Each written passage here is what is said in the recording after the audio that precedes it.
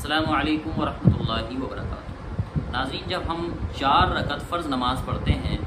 तो इन 4 रकतों में जो पहली वाली 2 रकतें होती हैं उनमें हम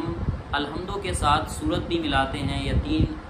कोई आयतें कुरान की मिलाते हैं। लेकिन जो बाद की 2 रकतें होती हैं 4 रकत फ़र्ज़ नमाज में, जो बाद वाली 2 रकतें होती हैं उसमें हम सिर्फ़ अलहम्दो शरीफ पढ़ते हैं। तो क्या अगर कोई शख्स जो बाद वाली 2 रकतें होती हैं उनमें अलहम्दो के साथ सूरत मिला ले तो क्या उसकी नमाज होगी या नहीं होगी, आज इसके बारे में हम बात करेंगे। तो कुछ उलमा ने ये कहा है कि अगर 4 रकत फ़र्ज़ नमाज आप पढ़ रहे हैं और बाद वाली 2 रकतों में आप अलहम्दो के साथ सूरत भी मिला लें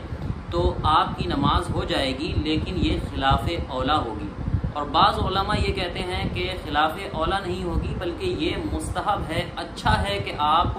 बाद वाली 2 रकतों में भी अलहम्दो के साथ सूरत को मिला करके पढ़ें। आला हज़रत इमाम अहमद रज़ा ख़ान अलैहि रहमा ने इन दोनों तरह की बातों में तत्बीक़ ये दी है और आपने मसला ये बयान किया है कि अगर कोई शख्स तन्हा नमाज़ पढ़ रहा है, आप अकेले नमाज़ पढ़ रहे हैं, आप जमात में नहीं हैं, तो आपके लिए बेहतर है, मुस्तहब है कि जिस तरीके से आप फ़र्ज़ की 2 रकतों में पहली वाली जो 2 रकतें होती हैं उसमें अलहम्दो के साथ सूरत मिलाते हैं, ऐसे ही बाद वाली 2 रकतों में भी आप अलहम्दो के साथ सूरत मिलाएं। ये बेहतर है, सिर्फ जायज़ ही नहीं बल्कि बेहतर है।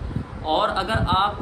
जमात से नमाज़ पढ़ रहे हैं और इमाम साहिब जमात से नमाज़ पढ़ा रहे हैं तो इमाम साहिब के लिए ये खिलाफ़े औला है, यानी मकरूह तंज़ीही है कि वो बाद वाली 2 रकतों में अलहम्दो के साथ सूरत मिलाएं। उसकी वजह ये है कि जमात के अंदर बहुत सारे लोग होते हैं, उसमें कुछ कमज़ोर भी होते हैं, कुछ बुज़ुर्ग भी होते हैं, तो अगर वो अलहम्दो के साथ सूरत भी मिलाएंगे तो नमाज तवील हो जाएगी, लंबी हो जाएगी, इससे कुछ लोगों को तकलीफ़ हो सकती है। इसलिए जमात की सूरत में इमाम को तो इससे मना किया गया है और ये मकरूह है, लेकिन अगर वो मिला लें तो नमाज हो जाएगी,